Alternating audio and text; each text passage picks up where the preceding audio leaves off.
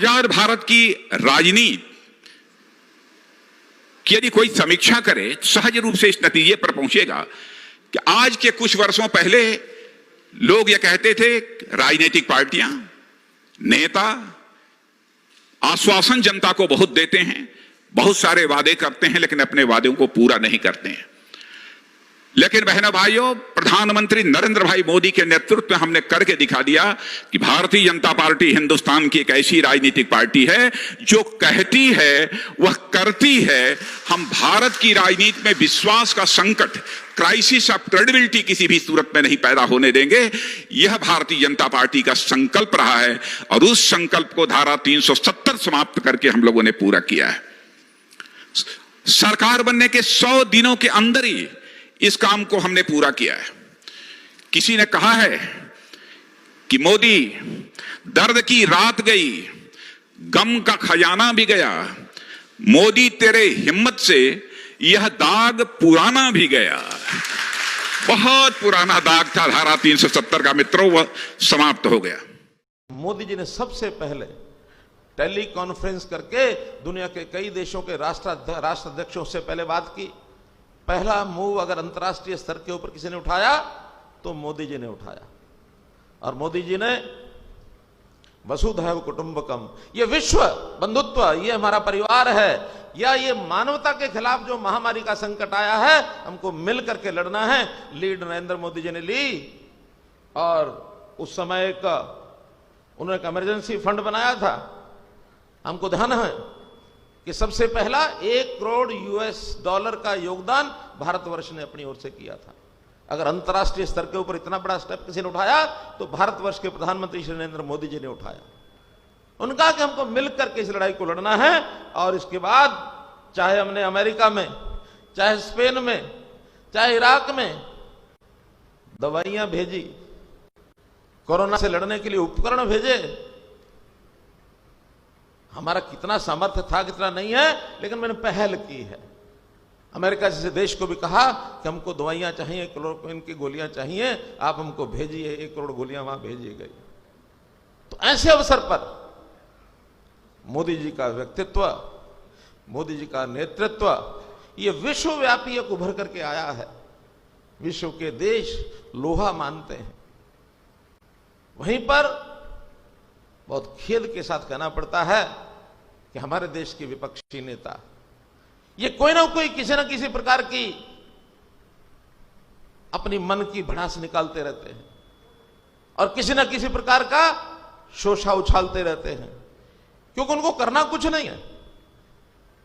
केवल किसी बात का आलोचना करना बहुत आसान होता है, उस आलोचना में कुछ नहीं रखा है।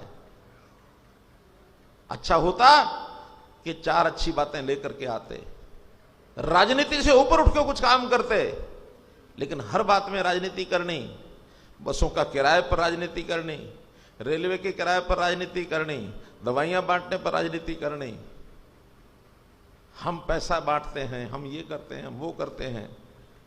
इस राजनीति से ऊपर उठ करके, हाँ सब नेता एक जैसे नहीं होते।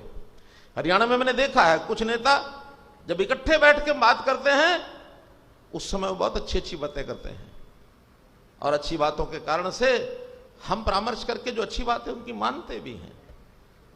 हमें कोई आपत्ति नहीं है। राजनीति से ऊपर उठ करके, ये बीमारी ऐसी है, ये संकट ऐसा है, इस संकट में हमको राजनीति नहीं करनी चाहिए। लेकिन वही लोग जब बाहर जाते हैं, पब्लिक में जाकर के बात करते हैं, तो सिवाय अपनी राजनीति चमकाने के और कोई मतलब नहीं है।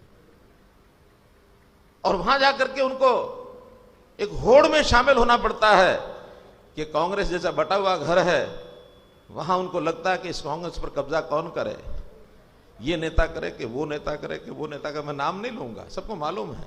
हरियाणा में तमाशा हम खूब रोज देखते हैं। कांग्रेस कभी भी कोई नए काम को होते हुए सहन नहीं कर सकती। कांग्रेस को कहा जाता है यथास्थितिवादी पार्टी है, जैसी है वैसी चलती रहे। कोई नया काम, नवाचार, कोई रिसर्च, कोई नए परिप्रेक्ष्य में समाज को बदलते हुए समय पर नए काम का कोई सुझाव कभी नहीं। जब ये शासन करते थे तब नई योजनाओं की इंतजार करते थे कि कौन सी नई योजना आएगी और इसमें कितना पैसा हमको मिलेगा, उसको किस प्रकार से खुर्द-बुर्द करना, ये यहां की कांग्रेस का एक पूरा का पूरा चिट्ठा बना हुआ है। तो हम लोगों को सावधान करना होगा कि किस प्रकार से काम करने का इनका तरीका है। वर्चुअल रैली अब और तो कुछ कर नहीं पाए, कोरोना में तो मामला सब खत्म कर दिया। तब उनको लगा कि चलो राजनीति की तरफ चलो। तो पहले लोगों को लगता था कि जो चुनाव है वो थोड़े डिले होंगे दूसरे प्रदेशों में जहाँ पर विधानसभा के चुनाव है, लेकिन अब लगता है कि प्रायोरिटी बदल गई है। अब तो ये आपको अपने हवाले उन्होंने छोड़ दिया कि आप अपना मामला देखिए और हम अपना चुनाव देखते हैं। तो वर्चुअल रैली की बजाय वो वर्चुअल और हकीकत में पूरी बढ़िया टेस्टिंग करते हैं। आज के डेट में जो आंकड़े बता रहे हैं वो ये कह रहे हैं कि 7 करोड़ लोग प्रत्यक्ष अप्रत्यक्ष रूप से कहीं ना कहीं प्रभावित हो रहे हैं या होने के कगार पे हैं। 7 करोड़ लोग जो आंकड़े हैं। दिल्ली में 100 में अगर टेस्ट कर रहे हैं तो 25 लोग कोरोना से प्रभावित निकलते हैं। ऐसे ही एनसीआर का मामला है। तो ऐसे में प्रायोरिटी ये होनी चाहिए थी कि हम बेस्ट जो हेल्थ सेक्टर से जुड़े हुए लोग हैं, पूरी दुनिया की जो अच्छी प्रैक्टिस है उसको हम ला करके अपने देश के अंदर लागू करते हैं, बजाय इन चीज़ों के अंदर जो ये जिस तरीके का भारतीय जनता पार्टी पहले तो सारा दिखा दिया कि ठेका हमारे पास है, और जब हालात बिगड़ते देखे तो बोले कि अब प्रदेशों की जिम्मेदारी है। अब प्रदेशों से सलाह लेना, शुरू में सलाह लेते ना, अगर लॉकडाउन करना था तो पहले मजदूरों को निकालते। अब ऐसा हाल हो गया कि मजदूर दोबारा वापस नहीं जाना चाहते उन प्रदेशों में, और जा रहे हैं तो वो उसकी कॉस्ट इतनी आएगी। आधे लोग तो कह रहे हैं हमें यही काम दो, अपने अपने जहाँ यूपी बिहार है और इलाके हैं जो पिछड़े इलाके हैं जहाँ ज़्यादा गरीबी है, ईस्टर्न इंडिया की खास तौर से बात करें, बंगाल उड़ीसा, यहाँ के लोग ज़्यादा काम करने हरियाणा में भी आते हैं, दूसरे उसमें भी आते हैं। तो एक अलग तरीके का संकट आज देश में पैदा कर दिया, और इसको मैं समझता हूँ कि अगर ठीक तरीके से डील किया होता तो ये संकट टाला जा सकता। आज सुशांत सिंह राजपूत ने सुसाइड कर अपनी जान दे दी। उन्होंने मुंबई में अपने घर में फांसी लगाकर जान दे दी है।